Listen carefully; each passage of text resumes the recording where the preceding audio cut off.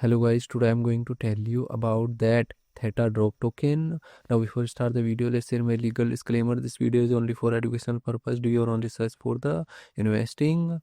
According to the white paper, ThetaDrop TDROP is the utility and governance token for the ThetaDrop NFT marketplace and the broader Theta network ecosystem, designed to incentivize participation and decentralized decision making.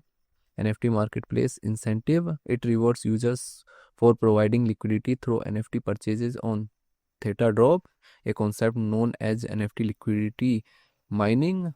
Expanding AI utility, TDROP is integrated into Theta Edge Cloud, where it serves as a payment and reward token for decentralized GPU compute power used in AI workload.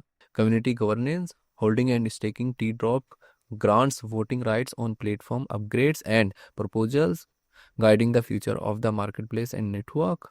ThetaDrop project institution rating is 3.2. ThetaDrop token total supply is 20 billion and circulating supply is 11.95 billion. TDROP token is listed on Gate.io, BitHum and other exchanges.